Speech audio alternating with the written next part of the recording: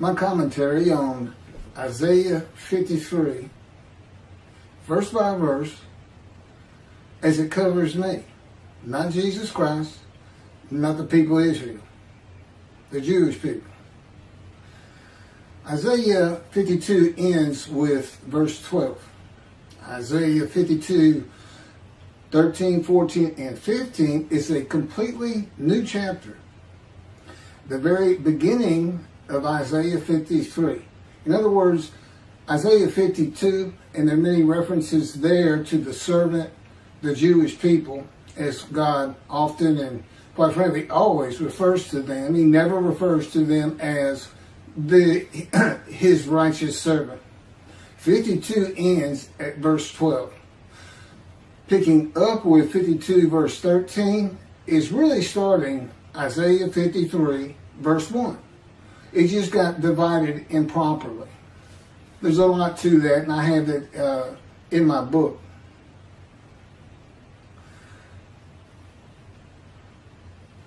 Isaiah 52 verse 13. Indeed, and this starts out in quotes, 13, 14, and 15 are a multiple quote verses. In other words, this quote that 13 starts with ends at the end of verse 15. Indeed, my servant shall prosper, be exalted, and raised to great heights. My servant shall prosper, be exalted, and raised to great heights. This is in midrash form. That's when you read a verse and generally break it down into parts and then give commentary on each of the parts. My servant is now the sinful, blemished, and disfigured Gentile who becomes, quote, my righteous servant, close quote. That's by God in Isaiah chapter 53, verse 11. After passing the test of devotion in Isaiah 53, verse 10.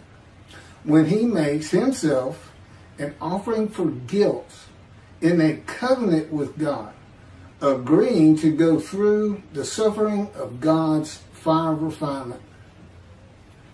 There's much more on that when I get to verse 10 and 11. God's righteous servant is a man who is made suitable in the Lord's fire of refinement of punishment, maltreatment, chastisement, bruising, and crushing. Now the key to this is the book of Ezekiel. He literally goes through everything that the man of Isaiah 53, the righteous servant, goes through, except he's not crushed with disease, he's not familiar with disease, and he is not wounded. All these other words, maltreatment, punishment, chastisement, bruising, crushing, that are in Isaiah 53, apply to him too. And again, I have a lot more on that. And the purpose of this is to make the many righteous. That's what this story is about. Chapter 53. It starts out with the people who need righteousness. And that's the first 6 verses, and I'm getting to them. And they are multiple quote verses also. Quote starts at verse 1 of chapter 53 and ends at the end of verse 6. And that's what it's all about. Here's this man. You're going to see what kind of problems he has and how lowly he was, and rises up to be God's righteous servant, speaking to God.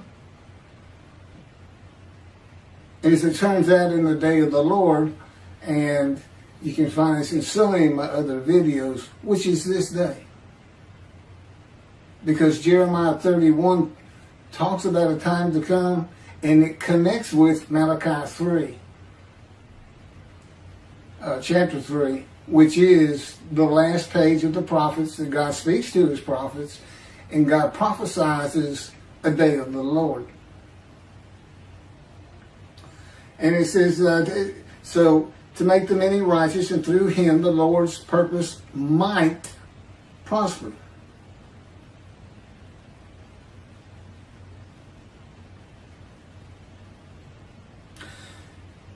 in the day of the Lord, there are 4 men to come. This is the only unfulfilled prophecies of God himself. 4 men to come. That would be the righteous servant himself, the prophet like Moses, who's never appeared, Elijah, and we find he's the messenger in Malachi 3,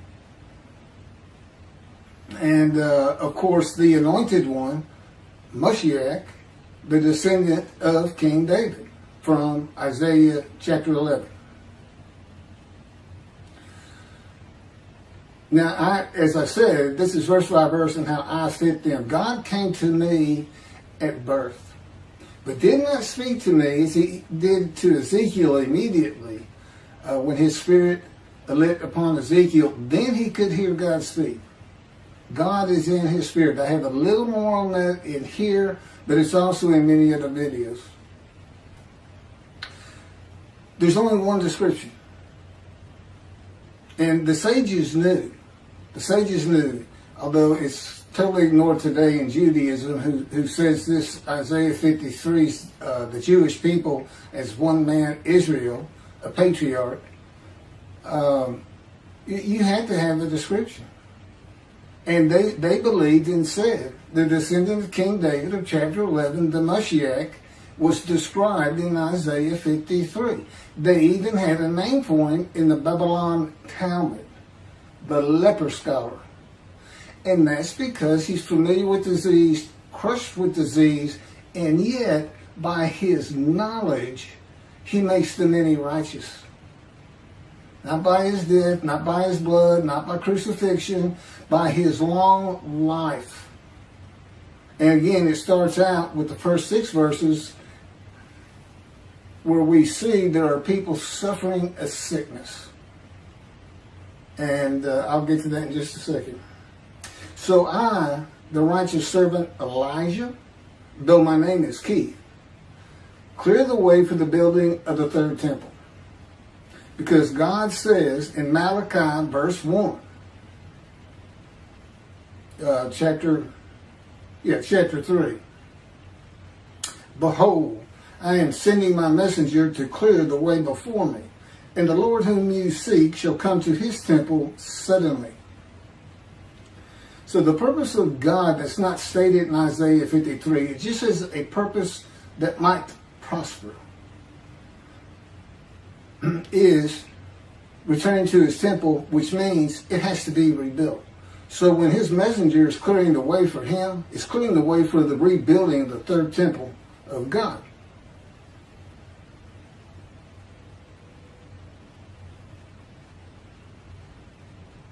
And this purpose of Elijah is a purpose that might prosper also. See, that's the connection. Elijah is supposed to draw the families of the Jewish people back together and do it through Judaism. He is to make them righteous. What is the man of Isaiah 53 called? God's righteous servant, the teacher of righteousness. And for what? A purpose of God that might prosper. Which is what? Building a 3rd temple. And God says, if Elijah is not successful, when I do come, I'm coming with utter destruction. I will strike the land with utter destruction. That's how serious it is to be able to find Elijah. And that's why you have to have a description. 4 men to come, 1 description. It's implicit, it's explicit, and there's no other way to look at it. And the sages would agree with me, I'm quite sure, that you have to have a description of these men. The things I hear on the internet, on YouTube, from the rabbis who talk about Moshiach, and when he gets there and people ask them, how do we know he's here? How, this and that and this. The answers are so varied and to me so ridiculous. You know, you're going to know who he is because he fits this description. That's what it's for. It's for the day of the Lord. Now, what's the day of the Lord about? Well, Jeremiah says, see, a time is coming, the ruined land, the desolate land will be rebuilt again. The cities restored, Jerusalem rebuilt to a size greater than antiquity, which it is today. The land shall bloom again. This all started in 1948. See, your time is coming. I'll make a new covenant with you. Not like the covenant I made with your fathers out of Egypt. I'm going to forgive your sins, and I'm going to remember them no more. And this will cause Torah to be written on your heart, which is a metaphor for basically, when the Jewish people find out God is back and God is doing what he said, that's going to draw. That's going to get these sick people back that are in the first 6 verses to righteousness.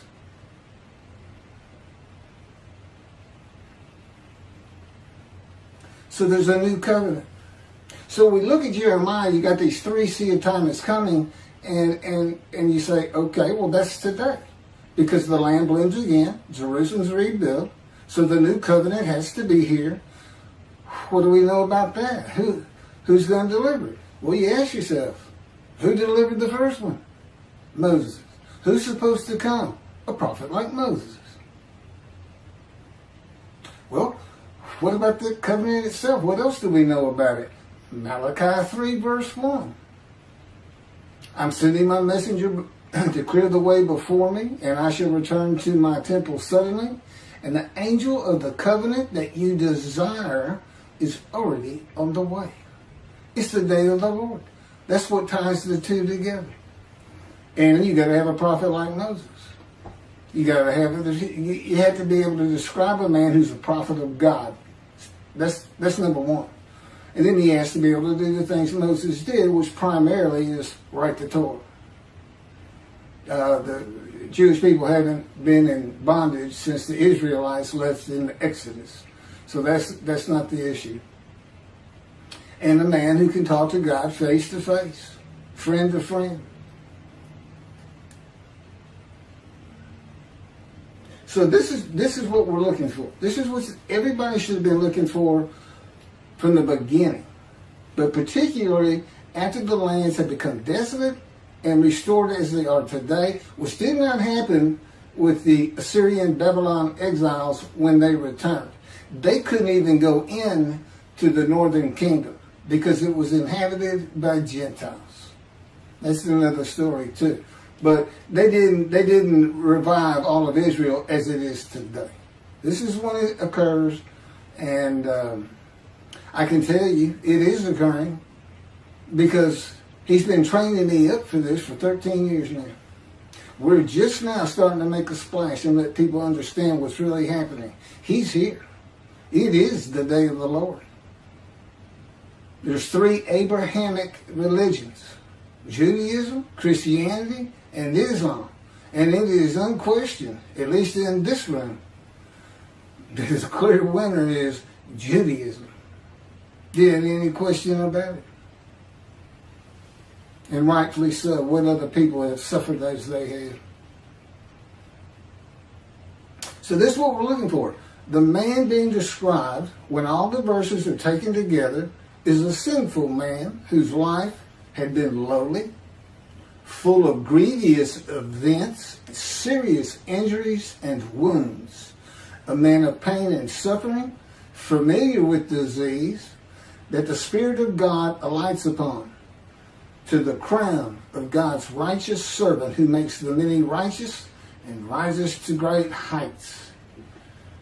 Other scripture says the stock of Jesse. Jesse is the father of King David, which we find in the first verse of chapter 11 of Isaiah.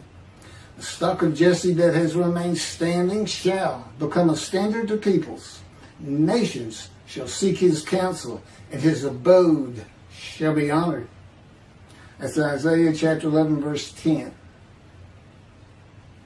I, the righteous servant David, though my name is Keith, will have an abode that is humble when the Lord cuts me off from the land of the living. In Isaiah 53, well, I'll get to it. It happened to Ezekiel too. From the world of material things in society to fit Isaiah 53 verse 8. And in the end, my abode is one to be honored in Isaiah chapter 11 verse 10. From a poor man to a rich man, with the many as my portion, and the multitude as my spoil. Prosperous and held in high regard by many, and the multitude of the Jewish people. Verse 14, just as the many were appalled at him, so marred was his appearance, unlike that of man, his form beyond human semblance. This is the beginning of identifying God's righteous servant in Isaiah 53 as a man with disfigurement, because not only is he afflicted by God, he is also blemished. And I'll get to that. It's very important that was put into Isaiah 53. Usually you think of afflicted with a disease, but these are separated. Another affliction is disfigurement at birth.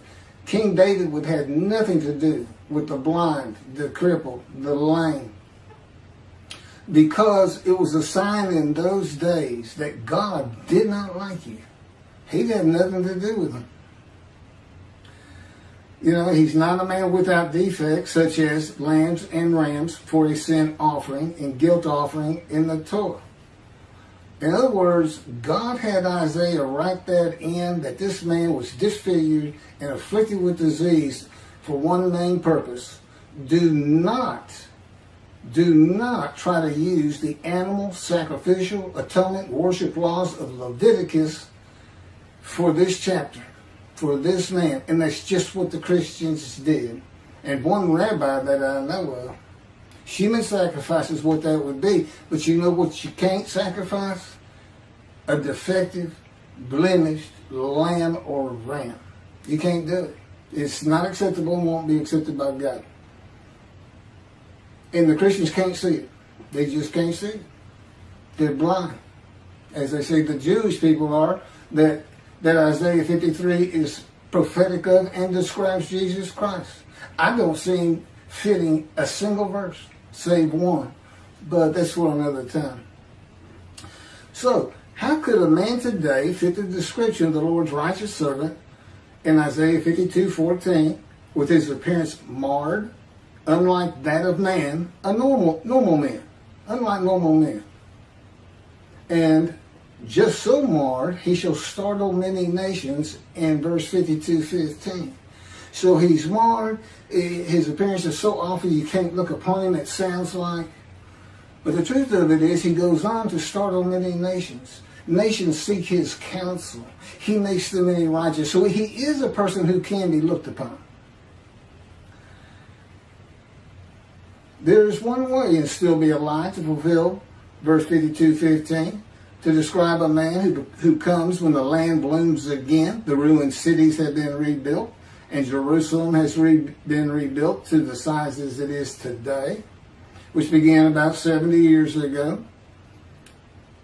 By the way, God dictated a book to me, Isaiah 53 and the Day of the Lord. We had put together over almost 85 videos covering every single chapter, among other things. And in addition, the second book he had me type, he dictated it. I had to learn everything. It's not straight dictation. It takes a lot of give and take, this and that, but every single word, every sentence, every paragraph, every chapter, the entirety of the book is God's. It's just like the Torah. Both of these books, and that's what I'm using. I mean, in other words, he had me put this together. I was an atheist for 50 years. I didn't know anything about Judaism. I didn't know what a Tanakh was. I didn't know what a Hebrew Bible was. I never heard of anything like Isaiah 53. I never associated with religious people. I had no training. When I say I was an atheist, I was adamant. There is no God. And it's partly because, like so many people like me, when you go through tremendously bad things, you just stop thinking there's somebody who looks favorably on me. Nothing good ever happens. And I'll bear my own problems, thank you. That kind of attitude. Now, if I were to be seen with all of my injuries from accidents and surgical operations at one time before healing, together with my congenital disfigurement, my appearance and features would be marred from that of normal man. This is my history. I was born prematurely in the 7th month without my right pectoral muscle, with a shorter right shoulder, and a withered arm. There's just no muscle on it, my right arm. I have a 4-inch wound from surgery to remove tissue above the missing right pectoral when I was 2 years old, my first surgery. My feet would have 3rd-degree burns from standing on the ashes of hot coals at a 4th of July celebration when I was 4. My right knee would be a gaping wound from being impaled upon a broken glass bottle, Coca-Cola bottle. They almost took that leg off. They didn't think I'd ever be able to use it.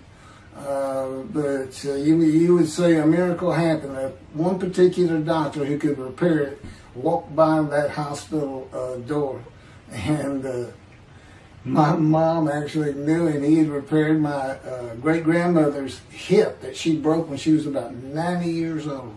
And this is back in the early 1960s. So the medicine wasn't near as advanced as it is today. But anyway, he saved my leg. My left knee would be sliced open from broken glass. I crawled over playing a game when I was 11. My 2 front teeth would be gone, knocked out by a telephone receiver when I was 12. Each foot would be pierced twice with nails. Were they 16 inches? I stepped on at a construction site when I was 17. It's a funny story. They went through my shoes and came up through the top. Left foot and right foot. My torso would be opened from the top of my rib cage vertically down to the pelvic bone from surgery to repair a .22 caliber gunshot to my abdomen. It went in through my front right side and came out over here on my left back side. It was just like an angle, almost straight across through me from about 2 feet away. And it pierced my bladder, colon, and intestines, and that was when I was 18. My upper jaw, the teeth, gums, and bone would be severed from my skull from orthodontic surgery, with my face swollen to twice its normal size when I was 38. It was surgery done to try to realign my top teeth with my bottom because I had a perpetual headache, one for almost 27 years of suffering.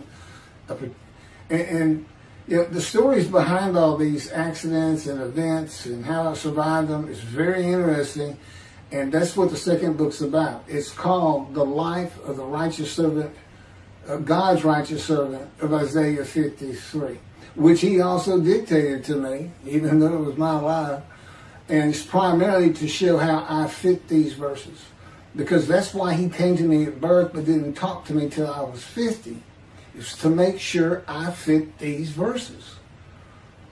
He said he came to Jeremiah at the womb, and he was a priestly man who had a great life doing God's work, even though he was one of the Babylon exiles.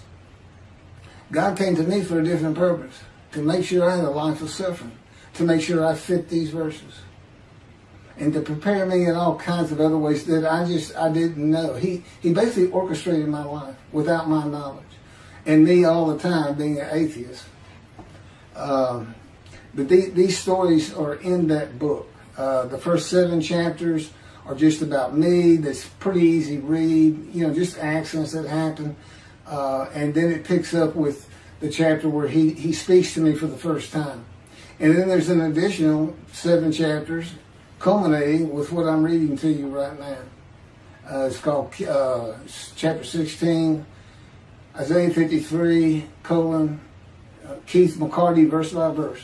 That's what he had me write down. The skin of my chest would be open from a 6-inch in diameter circular cut to remove skin cancer when I was 43. My torso was opened again to remove a 6 to 8 inch malignant cancerous tumor that had burst through my colon when I was 44, and again in my 50s for abdominal hernia mesh surgery.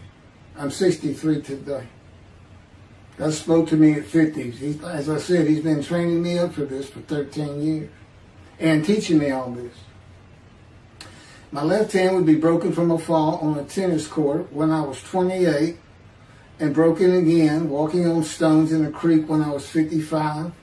My ankles would be bruised and swollen from severe sprains while playing basketball and running at various ages. My chin would be lacerated from striking a wall at the end of a foot race when I was 21, and I would be covered with the childhood diseases of measles and mumps. Now, if you could just imagine all that at one time, before healing, it's kind of like the Passion of the Christ. They say he fits all these things. He had nails in his hands and his feet, and he had been whipped. I'm sure his back was lacerated. But in any event, this man's supposed to live. This is how a man could fit the description of Lord's righteous servant in Isaiah 52:14, and just so he shall startle many nations. Kings shall be silenced because of him, for they shall see what has not been told them, shall behold what they never have heard. So that's Isaiah 52:15. And I can promise you, Judaism, the rabbis, Christians, these are things they had never been told, and behold what they had never heard. That's what this is. And, despite this language being in here, and God put it in here for a reason, had Isaiah write it, just as he has me write, just as he had Moses write. That's how the book came together, the Hebrew Bible. He had it all written, not just the Torah.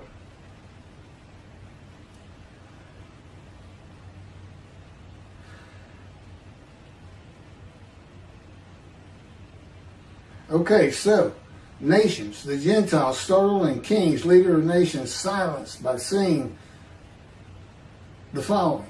God's righteous servant, his servant David, Elijah, and the prophet like Moses as one man, hearing that God's righteous servant arrives in the time to come of Jeremiah 31, which is the day of the Lord. That God's righteous servant is the only man to come who is described in the scripture, and is inherently and implicitly the anointed one, David. God calls, they call him King Moshiach. Rambam did. And he's thought of as being a king. Ezekiel, you only see the anointed one, Moshiach, in chapter 11. And God just says, my spirit's going to light upon a descendant of King David. And then in Ezekiel, and he calls him my servant David, a shepherd. But back when Rambam was writing, and when the Talmud was put together, kingdoms were, well, as you've heard, there was a northern kingdom and a southern kingdom. So if there's a descendant of David coming back, then it's thought that the Davidic dynasty would be resurrected. Well, that's not going to happen today. And God knew when this time to come was going to be, for the most part, to the very day. But, and that Israel will be a democrat country. So, forget all the kingdoms and this and that you hear taught about this Messianic era that the rabbis teach.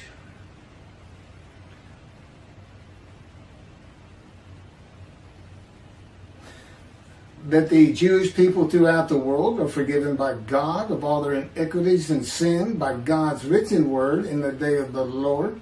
That's under the new covenant. The Christians aren't going to believe it because they took that new covenant. No, they didn't take it. They said it's been abolished. It's obsolete. We have a newer covenant, and that's Jesus Christ.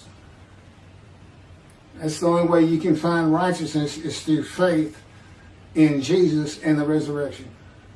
You can't be righteous under the law.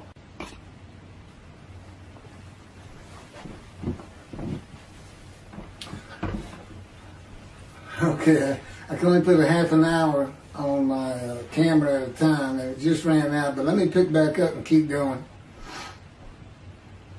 That heaven is being created for only the Jewish people. That God's righteous servant, like Isaiah 53, is a Gentile. That's going to floor everybody. Christians who believe that man describes Jewish, and you can better believe Judaism does too. Even though, not the man described in Isaiah 53, but the Moshiach of Isaiah chapter 11. Well, he's not. And God had good reasons for that. Very good reasons. And that's in the beginning. When we make it to Israel, I'm going to convert Orthodox and become a Jew. That Jesus, being a Jew, cannot be God's righteous servant. And there's one reason right there. Isaiah 53 can't be used for human sacrifice. You cannot use Leviticus. The unblemished Lamb of God cannot be in Isaiah 53. He'd have to be an unblemished perfect lamb, and he was. This man's afflicted with disfigurement and blemished with disease. And they just can't see it. But God knew they would. And that's why he put it in. And that's why I've had to suffer all these things. Oh, he gave me the cancer. He orchestrated me getting shot through the abdomen. I call it gut shot. I said, God gut shot me to the Holy Spirit. We laugh. But he also made sure I didn't die. And, well, anyway, I'll get to it. That God's righteous servant is familiar with disease and crushed with disease, blemished, defective, and could never be an offer for sacrifice. That a host of the Lord's host is a man and divine beings. Now, I know Judaism doesn't know what that is, because Jacob wrestled with a man and divine beings, and Judaism says he wrestled with an angel. No, he wrestled with a man who the Spirit of God had lit upon and entered, as we see with Ezekiel, and lit upon, as in chapter 11 of Isaiah, and you could hear God speak. Well, that's two beings. That's the Holy Spirit of God. He's a person. He's also known as the angel of his presence. He's an angel and he's spirit. And I have videos on that. So, and there's God. And they just went to a man nearby and said, wake up. You see this fellow over here sleeping? His name's Jacob. Go jump on him and start wrestling. And he said, don't worry about it. I'm going to put the cords of my power around you. I'll orchestrate the whole thing. You won't get hurt. And then through that man, God spoke to Jacob and changed his name to Israel. And that's where it all really starts. It started with Abram, the Hebrew, who became Abraham, but on and on. And that man, if God comes to you, that man was a host of the Lord's host. And I have videos on that. There's 4 or 5 other examples, powerful examples in the scripture on that, but only one place you can place a man as being a host of the Lord's host. It's the captain of the Lord's host. He's right here. That the captain of the Lord's host is a Gentile and a harbinger of God's righteous servant. That would be me. See, I'm a man in divine beings. God's Spirit lit upon me, and God is in His Spirit. That God's righteous servant becomes a man divine being when God's Spirit, who is the angel of His presence, the angel of the Lord, and the Holy Spirit alights upon him in Isaiah chapter 11, verses 1 and 2. That God is redeeming the Jewish people in the same manner that He did in the Hebrew Bible with one man. That the time to come of Jeremiah 31 began when the state of Israel was created in 1948. And that God's righteous servant fulfills and completes the remaining 6 prophecies of God in the day of the Lord. By the way, the second covenant is a covenant of friendship that God grants when David arrives. When Moshiach gets here, God's got to be here, which it all goes together after a while. But in that covenant of friendship, it's in two parts. Ezekiel 34 and chapter 37. But in 37, I believe it is, he says, I shall place my sanctuary amongst you forever. So when that was done, and it was written by Ezekiel, God already knew in the day of the Lord there was not going to be a temple, that he was going to have to place one there, or have it done using his servant to get it going. Now, no single man can do it. You know, and if the effort fails, if the prophet's not recognized, if Elijah's not recognized, utter destruction to the land. And God doesn't mean he's going to do it in his power. It's just like Assyrian. It's just like him raising up armies. His creation's going to do it, not him himself. He likes to use himself in the third or first person or third person. It makes it more likely to happen that he's really trying to instill fear of who he is. But what it means is, if this doesn't get done, if he didn't get back into that temple, see, building the temple is what's going to keep Israel safe forever, from now on, in the Middle East. And it's always perilous there for them. That's what has to be done. And God's saying, if we don't get it done, the day will come, Israel, you're going to be utterly destroyed. There's 7 million Israeli Jews today. If the land is utterly destroyed, I would guess a minimum of 6 million people are going to die. And that should ring a bell that says, never forget. Don't think it can't happen.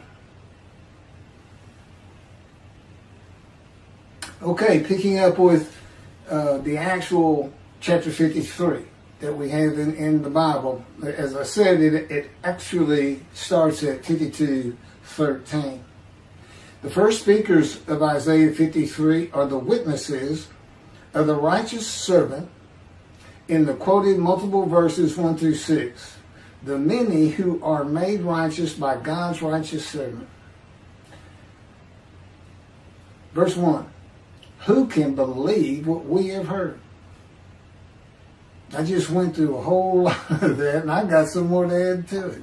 Who can believe what we are hearing? Upon whom has the arm of the Lord been revealed?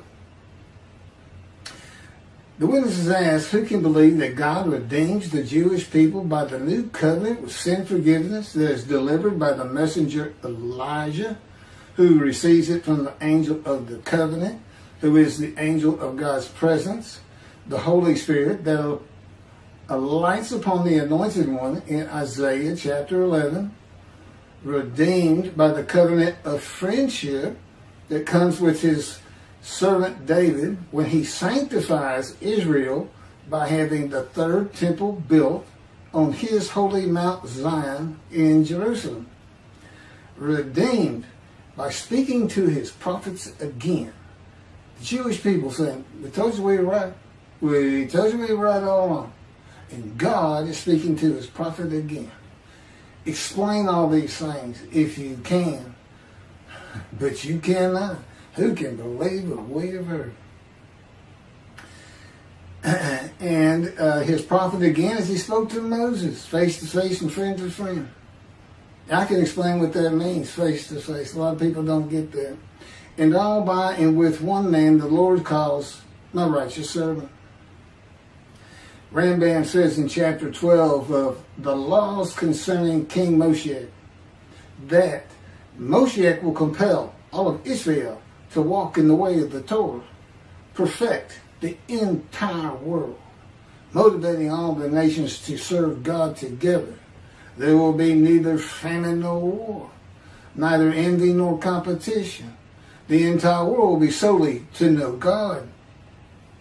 And the Jews will therefore be great sages and know the hidden matters with an understanding of their Creator to the full extent of human potential. I can tell you, with God telling me what to do moment to moment as he does every day, including when to go to sleep, when to get up, and when to eat, and what to eat, I cannot get any of that done. I can't perfect the world, and I can't get all of Israel to follow Torah. This is what God actually says. Amen. He says, He will send down the rain in its season. The trees of the field shall yield their fruit, and the land shall yield its produce. The Jewish people shall continue secure on their own soil and never be overthrown and uprooted again. If we get that temple built, when we get the temple built. And that's nothing to look at and go, well, that can't be done. No, not today, it couldn't. But we're talking about 10, 20 years from now. Remember, I've been given a long life. Moses was 120 when he died. I'm 63. I should have been dead a long time ago, 3 or 4 times. But I'll get to some of that. They shall no longer be a spoil for the nations. He will establish for them a planting of renown. They shall no more be carried off by famine. They shall not have to bear the taunts of the nations. Anti-Semitism. He will establish them and multiply them. He will place his sanctuary among them forever. His presence shall rest over them.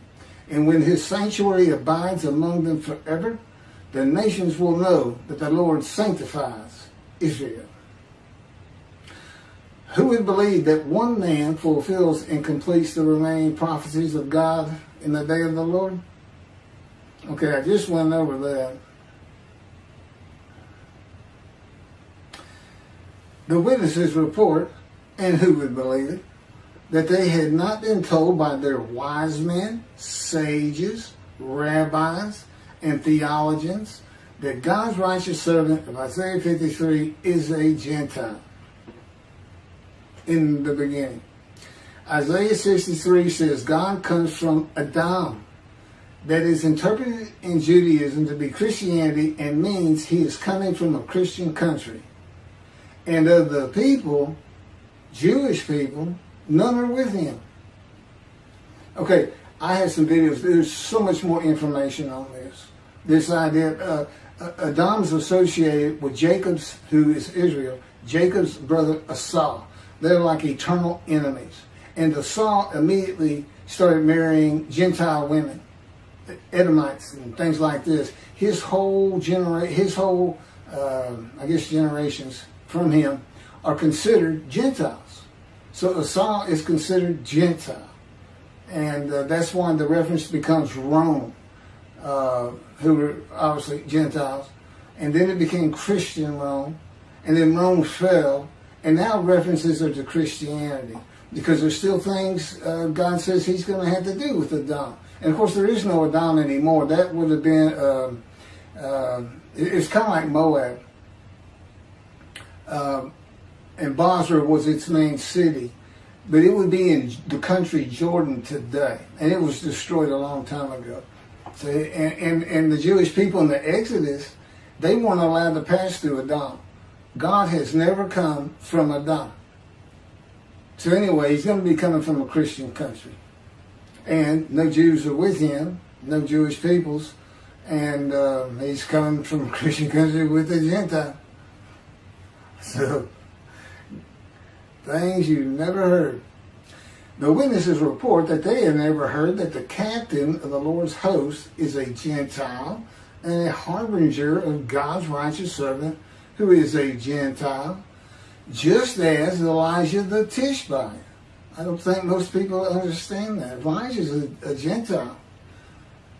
And he becomes the host of the Lord's host, a man in divine things.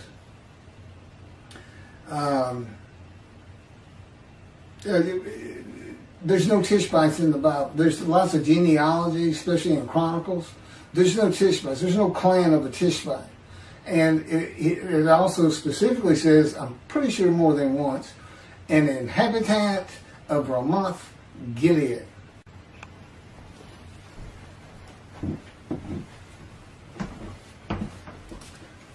Verse 5. But he was wounded because of our sins, crushed because of our iniquities. He bore the chastisement that made us whole, and by his bruises we were healed. The book of Ezekiel is the key to understanding Isaiah 53. The purpose of Ezekiel was to be a prophet and teacher of righteousness to the exiles of Assyria, Babylonia, by bringing them to repentance with restitution. To prepare him, God said, I will make your face as hard as theirs, and your forehead as brazen as theirs. I will make your forehead like adamant, harder than flint. Do not fear them, and do not be dismayed by them. And God maltreats and punishes him for the punishment of the house of Israel and Judah for their sins. For 430 days he's pinned to the ground, punished, maltreated, crushed, bruised, eating nothing but bread, and chastised by the words of God.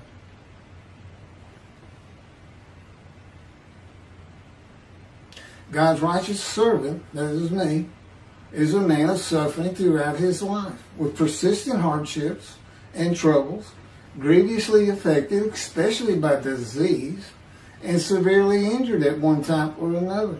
A man of many bruises and stripes. My stripes are my scars. These are the qualities that identify me as God's righteous servant, who makes the many righteous. And I have been wounded, punished, maltreated, crushed, bruised, and chastised by the power and words of God to make my face as hard as the Jewish people. My forehead is brazen as theirs, and like adamant, harder than flint. So I do not fear them, and I will not be dismayed by them. There's a lot more to this process. God's power is involved with changing my emotions and just teaching me and making me more knowledgeable and how to deal with belligerent, mean, ugly people and things like that. But his power has a lot to do with it. You know, he can make me, he showed me this years ago, he can make me completely emotionless. I don't fear anything. My adrenaline won't rush. My anger won't spark. I mean, he can do that in his power. And as you can imagine, I'm going to need all his help I can get.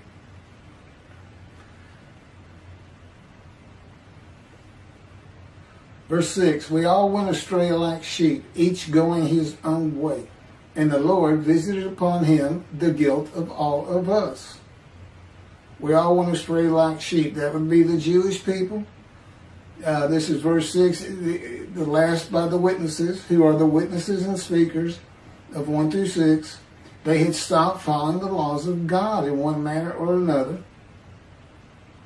As I say, the guilt is visited on him. Well, in verse 10, I offered myself for guilt. That's the guilt we're talking about. Of being sinners. The man is made to be, he becomes God's righteous servant. That's the story of the whole thing.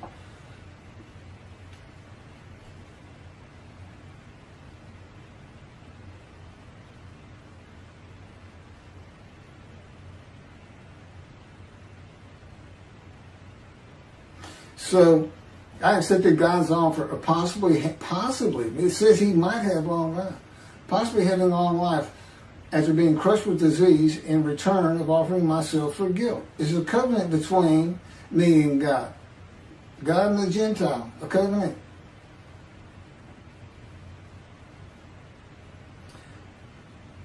It's an agreement. I mean, basically he's putting me to that test.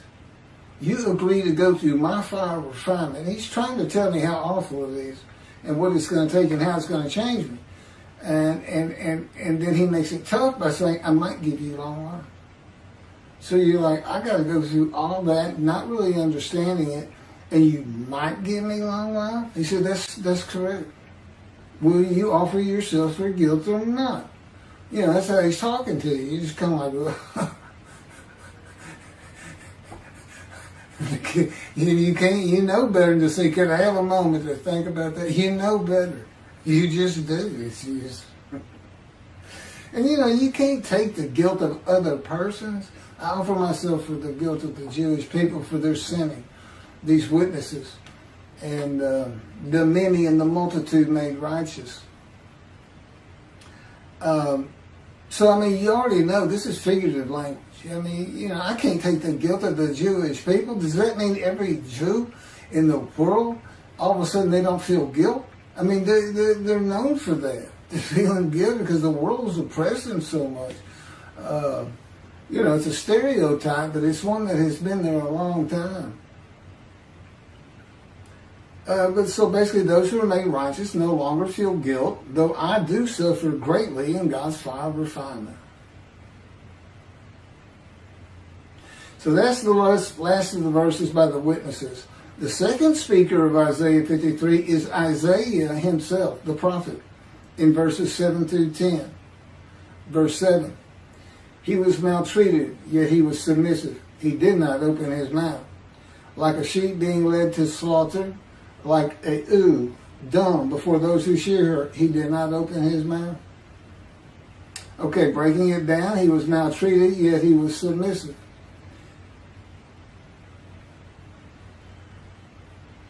Okay, maltreatment, that's just part of God's fire of refinement.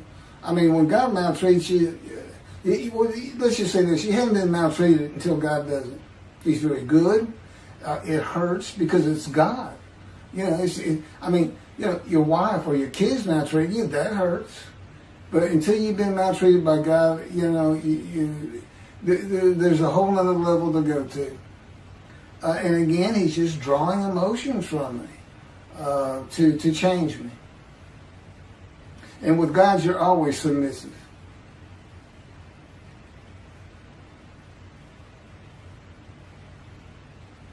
Ezekiel said he went in bitterness and the fury of his spirit in the hand of God. That's the fire of refinement. I mean, if you're in the hand of God, you feel like you're safe, things are going to be good, he's going to help you out of your problems. No, Ezekiel says he's just livid, furious, and then bitter, not happy. See, he didn't ask him, he didn't make a covenant with Ezekiel.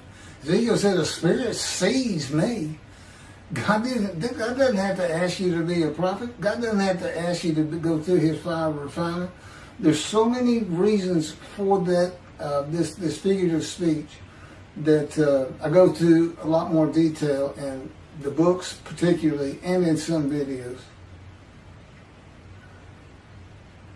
And so that's what he's doing with Ezekiel when he pins him to the ground, makes him eat bread, says some bad words to him. It makes you meek and humble.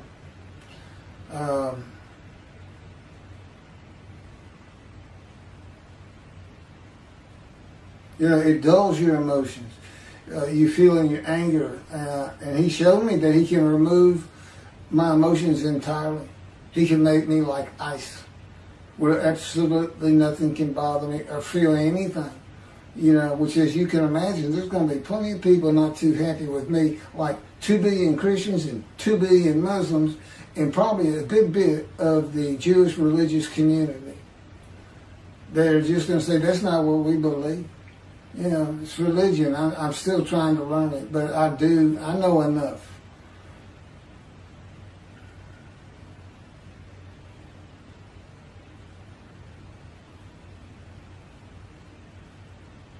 It's also a removal of self-will.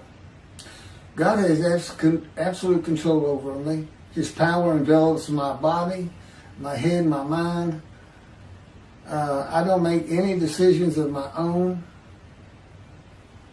One of the first things he had me do was terminate my law licenses. I had a license in Hawaii and here in Texas, is where I always practiced. And I was a board-certified specialist in oil, gas, and mineral law. And he said, that's it. You're not practicing law again.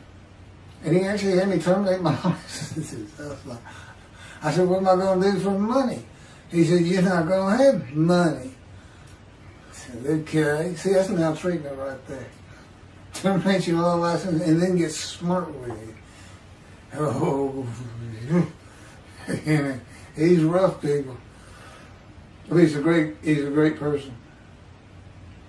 He did not open his mouth. Okay, when God revealed himself to me in 2007, he took me from the world, the land of the living and material things, alone, no more working, no phone, no car, no computer, no law licenses, no bank account, no credit cards, and no money without explanation to friends and family. Silent as a lamb. I mean, to everybody, it's just like, I just disappeared.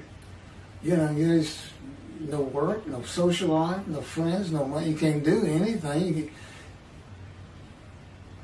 Verse 8, by oppressive judgment he was taken away. Who could describe his abode?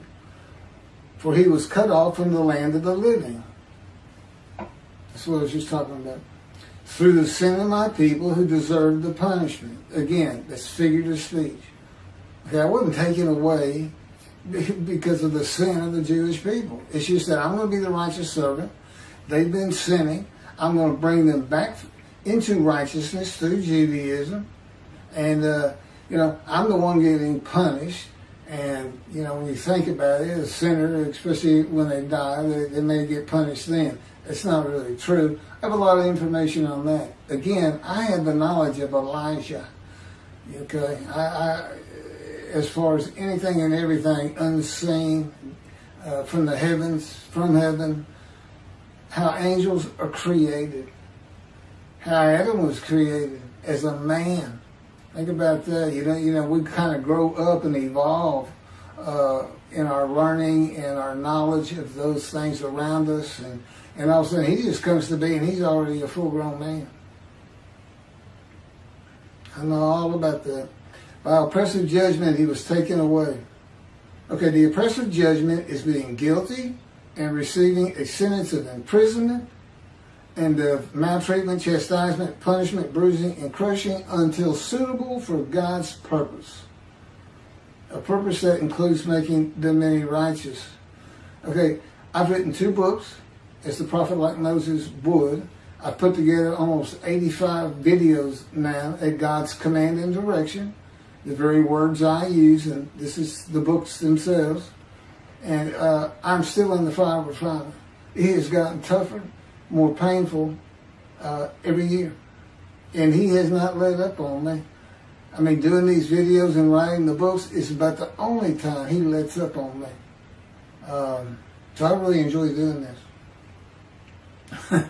Who could describe his abode? Well, all of Israel will be able to describe my abode of the righteous servant because of social media and phones with cameras, and abode to be honored in Isaiah 11. I would like to see somebody, and Jesus did have a house. I'd like to see somebody describe that.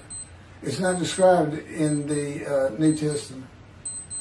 My abode today is room and board in return for care and assistance to my elderly parents in a townhome in Houston, Texas. My dad's 93. My mom's 86 or 7. Their condo is paid for, and we, for all these years, have been living on their Social Security for, keeping the house going and food. I just recently filed early retirement, Social Security retirement at age 63. So I now receive a check, but I give it all to them. I'm so used to not having money and just, just being with God and His Spirit and not people. But anyway,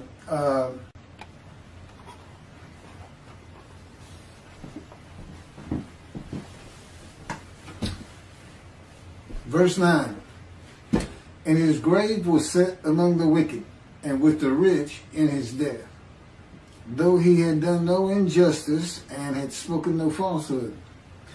This verse says the righteous servant of God was poor, but dies a rich man. The righteous servant of God becomes poor when God cuts him off from the world, and then he is given the many as his portion and receives the multitude as his spoil. And his abode will be honored. He will die a rich man. Verse 10.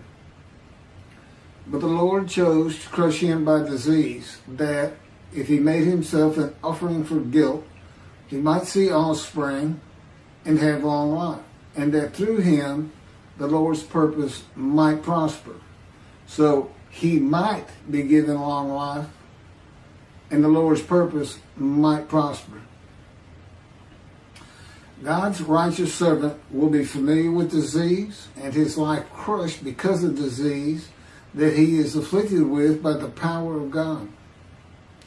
God has shown me how he orchestrated my being shot in the abdomen in a vision back to October 5 of 1975 by altering my perceptions.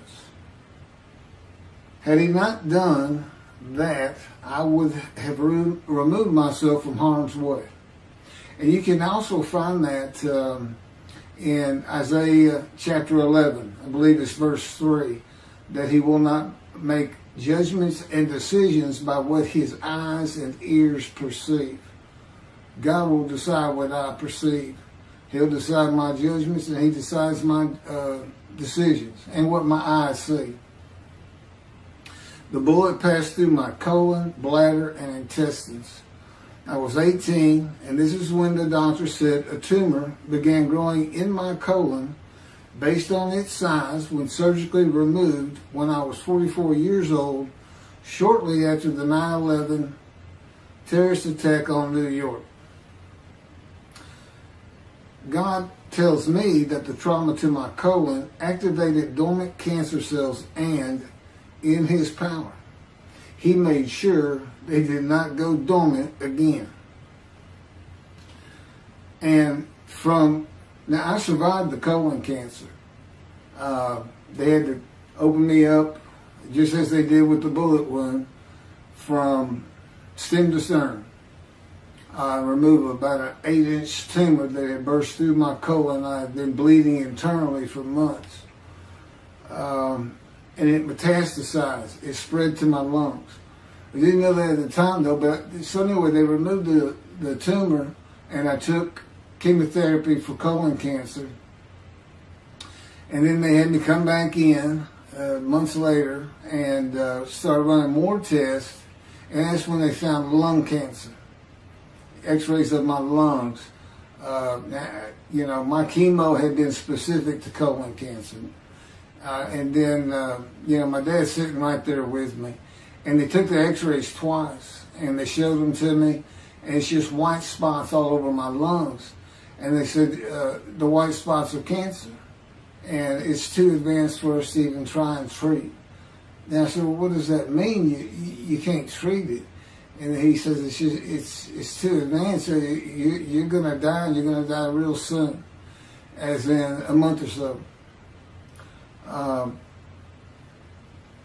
And as I think I've already mentioned all this, but and verse 12 says he was exposed to death.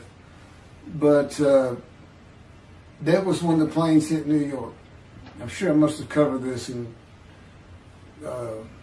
chapter 52, verses 13 through 15. But in any event, I never went to see a doctor again. I mean, I just walked out there and that was it, but I wasn't experiencing symptoms. And I even mentioned that to him. I wasn't coughing, I wasn't hacking up blood, there was no shortness of breath. Nothing to really tell me that I was about to die of lung cancer. And I know now why. God knew they were going to be taking those pictures. And that's when he, in his power, gave me advanced stage 4 lung cancer. And then after the pictures, he removed it. But I didn't know that. And so it crushed my life. But it wasn't because I was, went through this horrible ordeal in a hospital, like I've seen pictures of Lance Armstrong, the great bicyclist, what he went through, and of course he came out of it with incredible treatment and surgeries. I just left the hospital and never really experienced lung cancer. Now I did the colon cancer. That was brutal. It was really bad. I didn't know what was wrong with me, but not the lung cancer. And that's how God crushed me with disease. And I was familiar with disease, and I'd had skin cancer. So, in any event, that he would make himself an offering for guilt. It's an offer.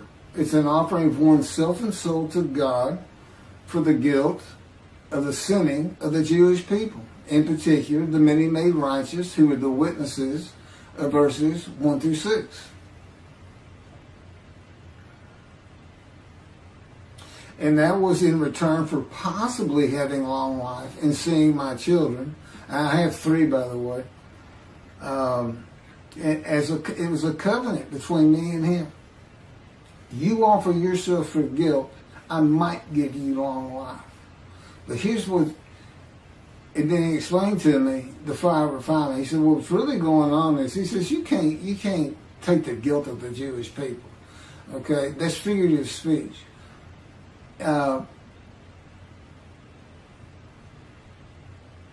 I did, it's kind of the way it evolved. I mean, at first he put it to me, you just got to do it. And of course, I've been told I was going to die. And here's God telling me, I might give you long life. Well, I'm going to accept that. The offering is only a test of my devotion to him and to his purpose, which he had been explaining to me, and who I was going to be and become. It's very similar to the binding of Isaac. I mean, God knew all along he wasn't going to let Abraham kill Isaac. He knew all along, but Abraham didn't know that. And so when we were first talking that, I didn't know that. And he's telling me, all these things like wounding, maltreatment, as we go through Isaiah 53, punishment, chastisement, bruising, crushing, in his power is what he's talking about.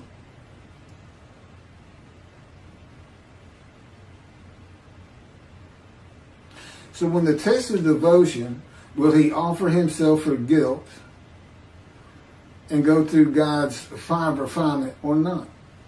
It's set before me. Okay?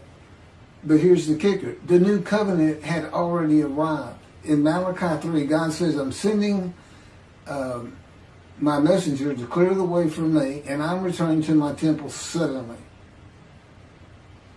The angel of the covenant that you desire is already on the way. And I often thought about that. Why is he already on the way?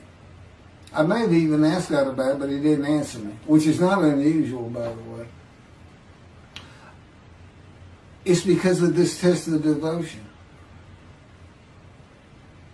They're sin-free when he asked me, and I said, yes, I'll accept the guilt of the Jewish people for their sins. There was no sin. That's why the angel with the new covenant of sin forgiveness has already left before God. That's what that's all. That's why that's there. And I promise you, nobody has ever figured that out before. In any event, and that would hold true for Jesus, because he said his cousin, John the Baptist, was Elijah.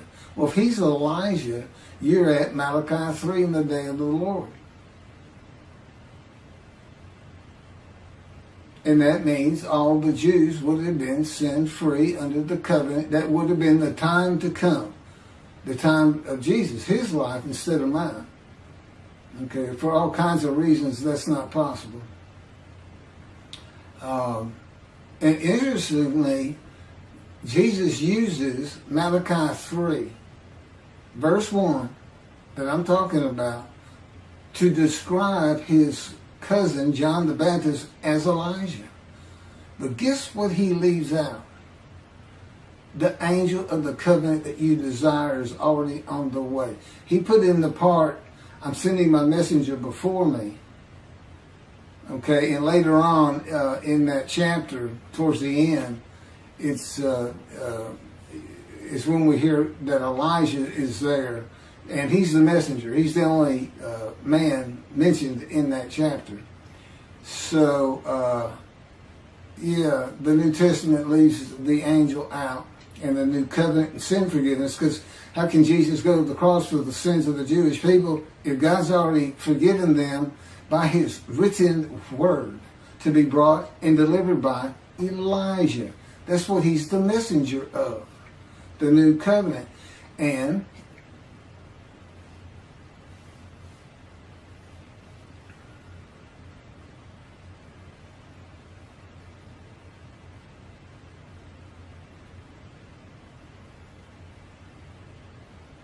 So the reality is there is no guilt or sin for the man to bear.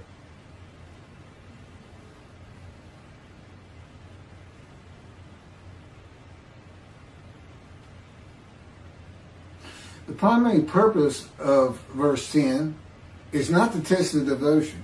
Will you offer yourself for guilt or not? It's to make certain that the animal, sacrificial, atonement, worship laws of the Torah cannot be used for the man described.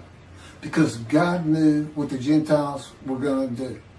He knew they were going to have an unblemished Lamb of God. That's their story with the Jewish people. And then this story says that the atonement for the Jewish people that Jesus died for was transferred to them. I mean, there's so much wrong in all that. And really, it's so important to read the books. The videos are good, but, you know, so much of it is coming out in my words. When God has me right, it just comes out clear.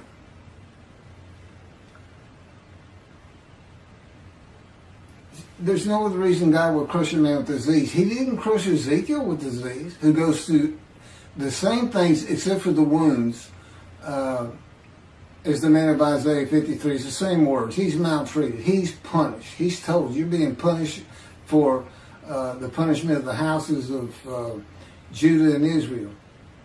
And bruised and crushed. Well, if you're pinned to the ground for over a year, you're going to be bruised and you're going to be crushed.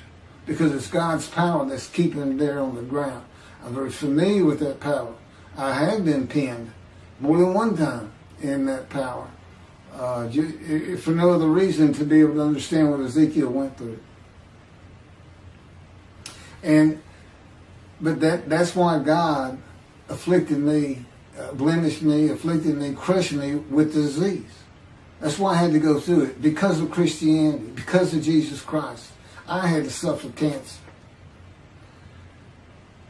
And how they cannot see those words, I don't know. Now, they don't have crushed with disease, which is the proper translation. They have brought to grief with sickness. Well, you don't get, and he's exposed to death. So this sickness is deadly. And of course, Jesus has never been sick any place in the New Testament. It doesn't even show up. So whether you want to call it sickness and grief, you don't come to grief because you got a cold or you're just sick and you got to miss a few weeks of work or something. You don't come to grief from that. You come to grief from cancer and being told you're going to die. But that's why it's in there. See, I fit these verses. Jesus does not. And most certainly the Jewish people, as the man Israel, don't fit it either. When were they all together at one time? Every single Jew on the planet gathered and crushed with disease by God. When did they make the many righteous by their knowledge? As one man, all together. It's never happened. It's a foolish argument to put them in there. Foolish. It's an absurdity, actually. It's, well, between the two, I can't tell you. I can't tell you. Which one's worse, putting Jesus in there or putting the Jewish people as the man Israel? Everybody can make their own decision. And, you know, you're not going to refuse God anyway. If God comes to you and says, I want you to be my prophet, and I'm going to put you through a fire of refinement that you're going to beg to die, you're going to beg to come out of 1,000 times. You know what you say? Okay, here I am. Let's go. Let's start. That's what you say. You don't say no to God. So that's what all that's about. That, and it's a description of a man that you can find. That's me. I fit it. And God made sure of it. That's why it came to me in the womb, so to speak. But it didn't speak to me for 50 years. He's orchestrating my life to make sure I lived a suffering, painful, wounding life. And he did a good job. It was tough. I had a headache for 27 years. There's a long story, and it's in the book, but he showed me how he had caused that. It was like TMJ, temporal mandibular joint being torn up, and it was from grinding my teeth every night as though I had post-traumatic stress disorder. And there's reasons for that outside of the gun shop. But that's a little bit too detailed for this. Verse 11. Out of his anguish he shall see it. He shall enjoy it to the full through his devotion. By his knowledge, my righteous servant makes the many righteous. Now, verses 11 and 12, this is now God speaking. Now, he's the final speaker. 7 through 10 was Isaiah. 1 through 6 was the witnesses to the righteous servant who were made righteous. Okay, so out of his anguish he shall see it. He shall enjoy it to the full through his devotion. This is a reference to Isaiah chapter 11, verse 2, where one of the attributes of the Spirit that alights upon the anointed one, Moshiach, is a spirit of devotion and reverence for the Lord. The anguish is the emotional and physical pain I have suffered by punishment and the power of the Lord of hosts to make me suitable for his purpose. And his purpose is make my people righteous. I need a prophet like Moses. This is the day of the Lord. I'm promising them in a covenant of friendship that I'm going to place my temple back amongst them. When David's here, Moshiach, the anointed one, all this happens at the same time, and Jeremiah tells us when.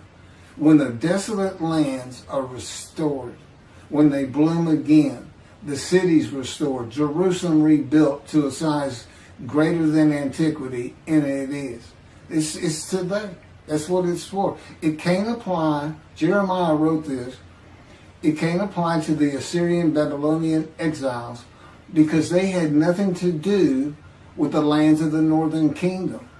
If you want to say it become desolate, but there were Gentiles there. There were Gentiles imported from Assyria when the northern kingdom was defeated and deported. They even tried to stop the building of the second temple. So, I mean, and there's many other reasons, but that would be the easiest one to discuss.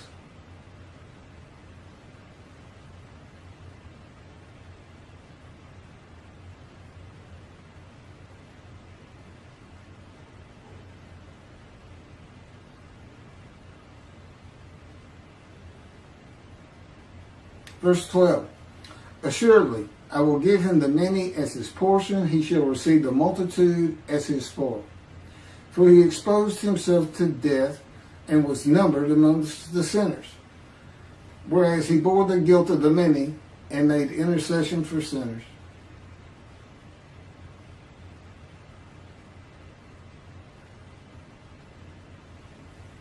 How do the Christians explain that? He's numbered a sinner. He's a sinner among sinners. They say this. They say, Jesus was crucified with a sinner to his left and a sinner to his right. So 1, 2, 3, he's counted as a sinner. Now, we're trying to find somebody. This is a description of a man, these verses. We're trying to find somebody, not making up things to say, well, we know he's not a sinner. He's the unblemished Lamb of God, but he's numbered a sinner because he was crucified with sinners to his left and his right. Okay, I call that Christian logic. Same thing is, how does an unblemished Lamb of God fit into a chapter where the man is blemished and familiar with disease and crushed with disease? How do you fit an unblemished lamb in there? And of course, all of that comes back to Leviticus. If you offer a perfect, unblemished lamb for sacrifice, you're forgiven of your unintentional sins of that year. If you had done that. And by the way, it's not intentional sins. It's only unintentional sins.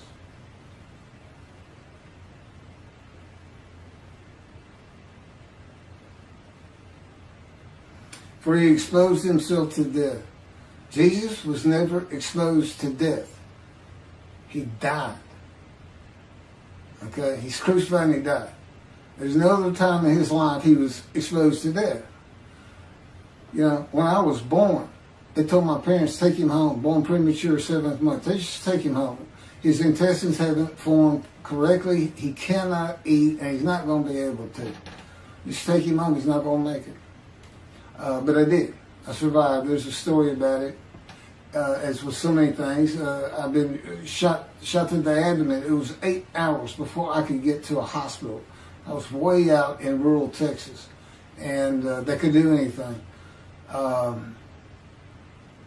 You know, and we went to a small hospital, and they said, we got to send you to Houston. We can't do anything. I said, can you give me something for pain? They said, no. Your vital signs are way too low. If we gave you morphine right now, you'd just drop flat out dead. That's where I was when I got, and I was still some 6-7 hours from Houston. And I had to hold on with everything I had. I was exposed to death. I was ready to, you know, I just knew I couldn't fall asleep, couldn't shut my eyes. I'd never come back.